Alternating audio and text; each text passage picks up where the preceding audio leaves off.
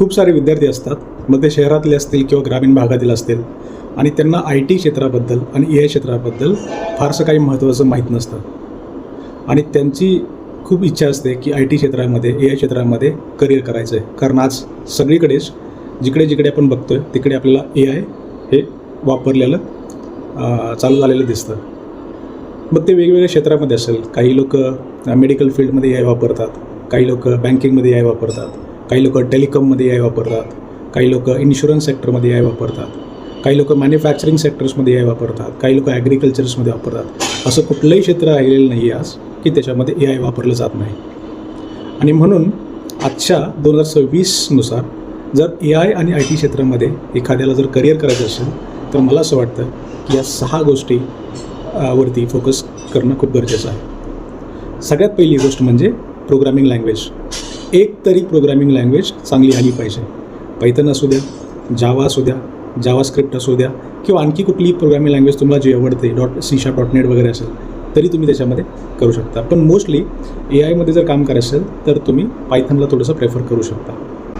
दुसरं जे स्किल आहे ते म्हणजे तुम्हाला ए आय जे टूल्स अवेलेबल आहेत आत्ता मार्केटमध्ये त्याची योग्य वापर करता आला पाहिजे. म्हणजे काही टूल्स आहेत जसं की ChatGPT आहे, क्लाउड आहे किंवा बाकीचे काही लार्ज लँग्वेज मॉडेल्स आहेत. वेगवेगळे मॉडेल्स अँथ्रोपिकने डेव्हलप केलेले आहेत, ओपन एआयने डेव्हलप केले आहेत, डीपसिकने डेव्हलप केलेले आहेत. ते वेगवेगळे जे मॉडेल्स आहेत, मग ते टेक्स्ट बेस्ड मॉडेल असू द्या किंवा मल्टी मॉडेल असू द्या, इमेजेसवरती काम करतात काही मॉडेल्स, ऑडिओवरती काही मॉडेल्स काम करतात, काही मॉडेल्स व्हिडिओवरती काम करतात. त्या ए आय टूल्सचा आणि ए आय तंत्रज्ञानाचा वापर करणं आज खूप गरजेचं आहे. कारण प्रोडक्टिव्हिटी इन्क्रीज करणं खूप गरजेचं झालं आहे. आणि एखाद्या जर प्रोग्रामरला, एखाद्या डेव्हलपरला जर ह्या गोष्टी येत नसतील तर तो खरंच पाठीमागे राहतो.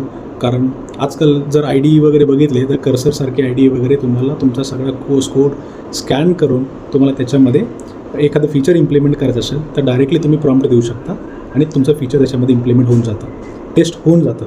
इतकं ऑलरेडी ॲडव्हान्स त्याच्यामध्ये झालेलं आहे. तिसरं जे गोष्ट आहे याच्यामध्ये ते म्हणजे तुमचं डेटा स्किल्स. कारण ए आयवरती जर काम करायचं असेल तर तुम्हाला बेसिक डेटा अंडरस्टँडिंग असणं खूप गरजेचं आहे.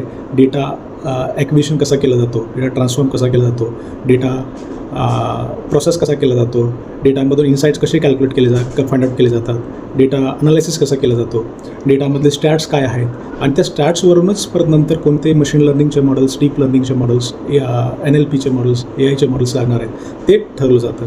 त्यामुळे तिसरी गोष्ट म्हणजे डेटाची प्रॉपर अंडरस्टँडिंग असायलाच पाहिजे. चौथी गोष्ट मला असं वाटतं की प्रॉपर कम्युनिकेशन स्किल असायलाच पाहिजे. कारण टेक्निकल स्किल्सबरोबर कम्युनिकेशन स्किल ही तितकंच महत्त्वाचं आहे. कारण तुम्हाला तुमचे रिझल्ट्स, तुम्हाला तुमचे फाइंडिंग्स, तुम्हाला तुमचे जे काही काम केले ना ते रिस्पेक्टिव्ह टीमसमोर व्यवस्थित मांडता आलं पाहिजे आणि त्यासाठी कम्युनिकेशन स्किल असणं खूप गरजेचं आहे असं मला असं वाटतं. सगळ्यात महत्त्वाचे जे 2 जे बोलणार आहेत मी 5वं आणि 6वं त्याच्यातला एक म्हणजे प्रॉब्लेम सॉल्विंग. कारण कंपनींना आता फक्त कोडर्स नको आहेत, सॉफ्टवेअर डेव्हलपर्स नको आहेत, कंपनींना प्रॉब्लेम सॉल्व करणारी माणसं हवी. नवीन दररोज ज्यावेळेस तुम्ही ऑफिसमध्ये जाल त्यावेळेस नवीन तुम्हाला एक चॅलेंज येतं, नवीन प्रॉब्लेम्स येतो आणि तो प्रॉब्लेम जर सॉल्व करायसाठी तुमचा माइंडसेट काय आहे हे आणि तुम्ही ते सॉल्व करू शकता का, तर प्रॉब्लेम सॉल्विंग हे स्किल असणं खूपच गरजेचं आहे. आणि 6वं गोष्ट म्हणजे लास्ट जे लागणार आहे ते म्हणजे कंटिन्युअस लर्निंग. कंटिन्युअस लर्निंग का? कारण ही फील्ड अशी आहे की ती याच्यामध्ये स्टॅटिक अशी गोष्ट खूप कमी आहे. दररोज तुम्हाला आज ही जर टूल तुम्ही वापरत असाल तर उद्या ते मार्केटमध्ये राहील का नाही याची गॅरंटी नाही आहे. नवीन येईल, तुम्हाला नवीन अभ्यास करायला लागेल, त्याचा लगेच इम्प्लिमेंट करायला लागेल, टेस्ट करून बघायला लागेल आणि जर चाललं व्यवस्थित तर त्याचं ते डिलिव्हर करावं लागेल. सिमिलरली नाही चाललं तर दुसरं टूल शोधा, दुसरंही करा. त्यामुळे कंटिन्युअस लर्निंग हे स्किल खूप गरजेचं आहे असं मला असं वाटतं. शेवटी जाता याच्यातनं एकच कन्क्लुजन तुम्हाला सांगतो की आता डिग्री फक्त मॅटर करणार नाही आहे, तुमचं स्किल्स तुमचे मॅटर्स करतील आणि तुमचे हे स्किल्स तुम्हाला चांगलं करिअर बनवण्यासाठी नक्कीच मदत करतील. धन्यवाद.